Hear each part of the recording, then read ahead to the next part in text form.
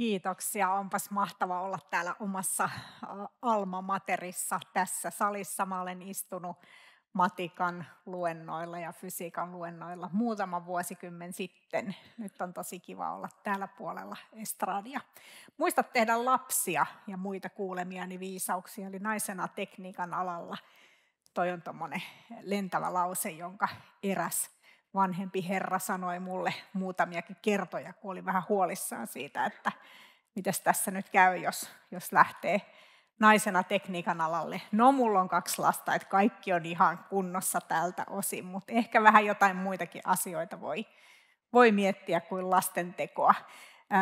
Lukiolaisena mä olin ehkä vähän sellainen nörtti, voin tunnustaa. Lemppariaineita lukiossa oli matikka ja fysiikka, mutta ei pelkästään ne, vaan mä tykkäsin kyllä tosi monista muistakin kouluaineista, Vilsasta paljon, genetiikka kiinnosti tosi paljon, äidinkieli oli myös mulle tosi tärkeä aine ja tykkäsin kirjoittamisesta. Mun kaikki sukulaiset on kaupallisella alalla, eli kaikkihan tiesi, että mä lähden sitten kauppakorkeaan opiskelemaan, eikös niin? No, en mä nyt sinne ollut kiinnostunut lähtemään. Meidän suvussa ei ollut siis oikeastaan ketään insinöörejä, mutta jostain syystä vaan insinöörialat veti puoleensa. Toi 64 kuva on tuossa sen takia, että se oli mun ensimmäinen tietokone ja sillä tuli vähän koodailtua siellä itse opiskeltua. Siihen aikaan paperisista lehdistä opiskeltiin koodaamista. Ja sitten tietysti vappuna mun mielestä aina oli ihan selvää, että parhaat bileet näytti aina olevan teekkareilla ja Äpy ja Julkku oli sellaisia lehtiä, jotka oli mun mielestä ihan hirveän hauskoja ja niiden huumori niin kuin vetosi muhun silloin lukiolaisena tosi paljon. Jonkin verran vetoa edelleenkin. Eli ehkä ne oli sit niitä, jotka veti mua sinne suuntaan, että kyllä tänne Otaniemeen pitäisi päästä. No, minkälaista se sitten oli opiskella niin sanotusti miesten maailmassa? Mä nimittäin opiskelin sähköosastolla 80- ja 90-luvuilla ja meitä oli 250 opiskelijaa, sisäänotto oli sen kokoinen siihen aikaan ja meitä oli 8 naista. Et aika vähän. Kyllä me kaikki naiset sitten todellakin hyvin tunnettiin toisemme ja meistä tuli hirveän hyviä kavereita ja me nähdään toisiamme edelleen, koska kyllä me sieltä vähän niin kuin erotuttiin joukosta. Mun tyttäreni sitten 30 vuotta myöhemmin tuli opiskelemaan teknillistä fysiikkaa, ja eihän tämä prosentti ollut miksikään muuttunut, että hän oli edelleen siinä samassa pikkukiintiössä, jossa sitten oli pieni määrä naisia. No täytyy sanoa, että koko läpi mun opintojen on ollut todella kivoja kavereita, todella reilu meininki ja elinikäisiä ystäviä, et ei ole kyllä millään tavalla haitannut se, että on ollut niin vähän naisopiskelijoita opiskelukavereina. Äpyä ja Julkkua luen edelleenkin. Mun täytyy sanoa, että kaikella rakkaudella miehet on vähän niin kuin aika yksinkertaisia. Siis niiden kanssa on aika helppo tulla toimeen, koska asiat on niin kuin aika selviä. Tämä pätee sekä opiskelutilanteissa että työskentelytilanteissa, eli mä oon miesten maailmassa sitten tehnyt myöskin työurani, ei pelkästään opiskeluaikaa. Sukupuoli jollain tavalla häviää, koska melkein kaikki on miehiä, niin ei siitä sitten hirveästi sellaisesta asiasta tule puhetta. Ja mulle se sopi kyllä ihan hirveän hyvin, että mulle ei ole koskaan ollut mitenkään hirveätä tarvetta korostaa mun naisellisuutta, enkä mä ole ikinä oikeastaan kokenutkaan itteeni mitenkään erityisen naiselliseksi. Mutta sitten toisaalta se sukupuoli jollain tavalla myös korostuu. Siis mähän olin yksi niistä harvoista tyypeistä, kenelle availtiin ovia sitten ja niin edelleen. Eli jollain tavalla se jännästi niin kuin on tapetilla, mutta sitten toisaalta myös samaan aikaan aika merkityksetön juttu. Ja se kyllä sopi mulle ihan hirveän hyvin. Tämmöinen suhteuttamisvirhe usein naisilla esiintyy. Suomalaiset tytöthän on maailman parhaita luonnontiedeaineissa PISA-tutkimuksen mukaan, mutta myös monien muiden oppimistutkimusten mukaan. Ja sitten kuitenkin ei uskalleta hakeutua insinööritieteiden ja teknologian pariin. Tietysti voi olla jotain vanhentuneita käsityksiä siitä, että mitä tekniikan alan opiskelu ylipäätänsä on, mutta tämä suhteuttamisvirhe on tosi tyypillinen. Tässä meillä on 2 opiskelijaa ja niiden todistukset. Toi kundi tuossa, niin se on saanut hyvät arvosanat matikasta ja fysiikasta, molemmista 9. Sitten sillä on myös muista aineista ihan hyviä arvosanoja, mutta ei nyt ihan kaikista. Ja hän on sitä mieltä, että hänestä tulee tietenkin insinööri, koska hei, hän on niin taitava matikassa ja fysiikassa, että kyllähän hän nyt täällä Otaniemessä pärjää. Entäs toi tyttö sitten? No, hän on saanut matikasta 10 ja fysiikasta 9, eli hän ajattelee, että hän nyt ei ehkä hirveän hyvä tuossa fysiikassa, kun on kuitenkin matalampi toi arvosana, että uskaltaisiko sitä nyt tuommoisella todistuksella tekniikan alalle lähteä. Suhteuttamisvirhe tulee siis siitä, että tämä naislukiolainen on niin hyvä noissa muissa aineissa, ihan kuin se jotenkin vähentäisi hänen osaamistaan tai mahdollisuuksiaan tekniikan alalla. Älkää te nyt ainakaan tehkö tätä suhteuttamisvirhettä, päinvastoin ottakaa mallia niistä tyypeistä, ketkä paukuttelee henkseleitä ja ajattelee, että totta kai näillä meikäläisen osaamisella täällä aallossa pärjäilee. Ja todellakin siis pärjäilee. Eli siinä vaiheessa, kun tulin tänne opiskelemaan, niin huomasin, että okei, täällä on niitä sellaisia, ketkä on ollut tuolla matikka- ja fysiikka-olympialaisissa niin kuin oikeasti edustamassa Suomea, ja ne on ihan jollain omilla sfääreillään. Mutta sitten täällä on ihan tavallisia opiskelijoita, joille nämä aineet ehkä koulussa on ollut merkityksellisiä, mutta ehkä jotkut muutkin aineet.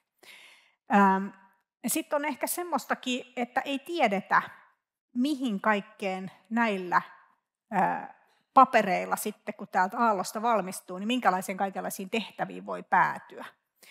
Se on semmoista, mitä mun mielestä pitäisi enemmän julkisuudessa tuoda esiin, ja tämä päivähän on juuri sitä. Teknologian keino ja työkalu. Totta kai täällä kehitetään silloin, kun ollaan tekniikan alalla, niin kehitetään uutta teknologiaa, mutta tehdään myös aika paljon muitakin asioita. Miettikääpä sitä esimerkiksi, että se on hyvin usein tekniikan alan ihmiset, jotka lyö lukkoon sen, että minkälainen käyttäjäkokemus ihmisillä on, kun ne käyttää jotain palvelua tai jotain tuotetta. Aika tärkeitä asioita. Tekee eettisiä, moraalisia valintoja, pohtii yhdenvertaisuuteen liittyviä asioita, estää ja ennakoi erilaisia vaaratilanteita, rikoksia. Nämä on kaikki sellaisia asioita, joita ei tule ensimmäisenä mieleen, kun ajattelee tekniikan alan tehtäviä. Ja sitten teknologian alan osaamistahan tarvitaan yhteiskunnassa todella paljon, eli sellaisilla aloilla, joilla tehdään ihan muita asioita. Esimerkiksi yritystoiminnassa, nimeäpä joku yritys, jossa ei tarvita teknologiaa ollenkaan. Niitä on aika vähän. Tai ihmistieteissä. Mä oon nyt tällä hetkellä Helsingin yliopistolla töissä ja siellä näkee, kuinka yhteiskuntatieteet, sosiologia, teologia, kielitieteet, monet humanistiset alat on täynnä teknologiaa, osaamista näiltä aloilta tänä päivänä. Koulutusjärjestelmässä koko ajan puhutaan oppimisteknologian lisääntymisestä, sitä, että halutaan eriyttää oppimista teknologian avulla. Ja sitten yhteiskunnallisessa toiminnassa myös, mistä puhutaan esimerkiksi Yhdysvaltojen vaalien jälkeen, teknologiayrityksistä ja niiden vallasta. Eli kyllä aika laajalla skaalalla teknologian ala vaikuttaa meidän yhteiskunnassa.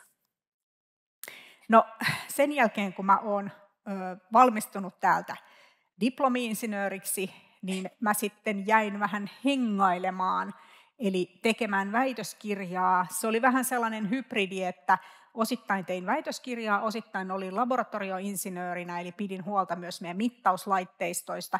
Käytin magnetoenkefalografiaa ja elektroenkefalografiaa, mikä näkyy tuossa kuvassa tuossa mun tutkimuksessa.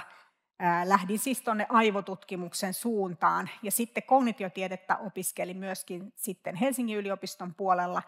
Ja sen jälkeen olen sitten ollut töissä aika monessa paikassa, useissa kotimaisissa ja ulkomaisissa yliopistoissa, myöskin yritysmaailmassa ja myöskin sektoritutkimuslaitoksessa, työterveyslaitoksella, eli aika niin kuin laajasti. Olen päässyt töihin myöskin ulkomaille, olen ollut Bostonissa, olen ollut Budapestissa, vuoden verran olen ollut Ranskassa, Lyonissa, vuoden verran myöskin Uppsalan yliopistossa, eli aika mukavasti on päässyt myöskin näkemään tässä maailmaa.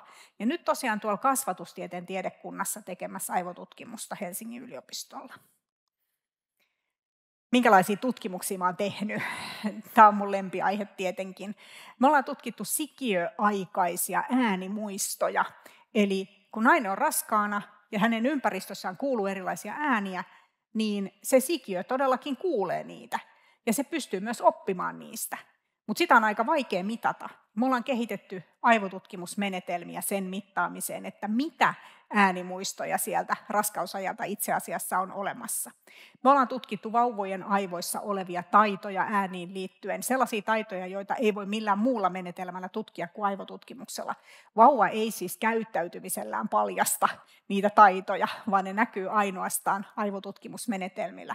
Vauva pystyy kuulemaan, mistä eri suunnista äänet tulee, huomaamaan, että eri äänivirrat tulee eri paikoista, automaattisesti havaitsemaan tiettyjä asioita siellä äänissä, muodostamaan niistä erilaisia malleja.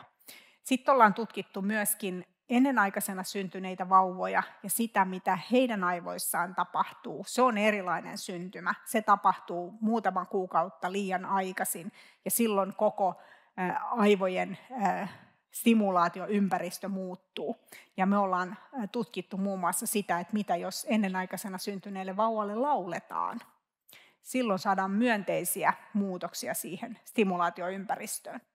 Ollaan tutkittu musiikkiharrastuksen vaikutusta aivoihin. Kuinka moni täällä harrastaa musiikkia? Joo, hyvältä näyttää. Jes, mahtava harrastus. Ollaan tutkittu työelämää paljon. Saarikiven Katri ja Laura Sokan kanssa ollaan tutkittu sitä, mitä tapahtuu työuupumuksessa ja tiedonkäsittelytilanteissa työelämässä. Ja tällä hetkellä johdan musiikin, mielen, kehon ja aivojen tutkimuksen huippuyksikköä, ja siellä tutkitaan musiikin roolia opiskelussa ja koulussa. Kukas on sitä mieltä, että musiikilla on sun elämässä tärkeä rooli? Joo, täällä kyllä melkein kaikki viittaa. Musiikista saa aikamoista boostia elämäänsä. No, jossain vaiheessa mä innostuin kirjoittamaan myöskin suomenkielisiä kirjoja. Yleensähän mä kirjoitan englanniksi, kun mä kirjoitan tieteellisiä artikkeleita, mutta sitten kun mä olin ensimmäisen suomenkielisen kirjan kirjoittanut, on Tunneaivosi-kirjan, se tuntui vaikealta ja oudolta, että osaanko mä nyt yksinkertaistaa näitä juttuja tarpeeksi. Niin sen jälkeen vähän niin kuin joku tulppa olisi irronnut, ja sitten mä vaan rupesin kirjoittaa, ja sitten niitä kirjoja rupesi tulemaan. Eli se oli jotenkin mahtava fiilis, että hei, että vähän kuin palaisi takaisin sinne johonkin lukion ajan oman mielenkiinnon kohteisiin, koska silloin mä rakastin kirjoittamista, mutta nehän oli niitä kouluaineita, että eihän ne tavallaan niin kuin mennyt minnekään, mutta nyt tämä on sellaista kirjoittamista, josta voi tulla jotain myös jollekin muullekin. Mä oon koko ajan myös harrastanut musiikkia erilaisilla tavoilla, lähtien seurakunnan tyttökuorosta ja jatkuen sitten meidän bändiin Apinanraivoon. Musiikkiharrastus on tavallaan muuttunut osaksi mun työtä, koska tänä päivänä mä tutkin myöskin musiikin vaikutuksia aivoihin. Eli älä väheksy sun harrastuksia, varsinkaan jos sä harrastat musiikkia tai liikuntaa. Ne on molemmat sellaisia harrastuksia, joita on erittäin helppo suoraan soveltaa työelämässä hyvin monenlaisiin asioihin. Samoin kaikki visuaaliset harrastukset, valokuvaus, videoiden tekeminen, tämän tyyppiset asiat, supertärkeitä tänä päivänä, kun koko ajan jokainen meistä on myös erilaisen viestinnän kanssa tekemisissä. Tekniikan ala tarvitsee naisia. Tekniikan alaa ei voi jättää pelkästään yhdelle sukupuolelle, vaan ilman muuta, koska tekniikan ala on niin kuin penetroitunut koko meidän yhteiskuntaan kaikkiin sen osasiin, ihan siellä teknologian syvässä päädyssä, mutta siitä jatkuen ihan kaikkeen, mitä täällä yhteiskunnassa tehdään, koulumaailmaan, yhteiskunnalliseen toimintaan, yhteiskunnalliseen vaikuttamiseen, kaikenlaiseen tutkimiseen. Lähes kaikki tutkimus tänä päivänä vaatii jonkinlaista teknologiaa. Me ei voida koko tätä maailmaa jättää pelkästään miehille, vaan ilman muuta me tarvitaan naisia.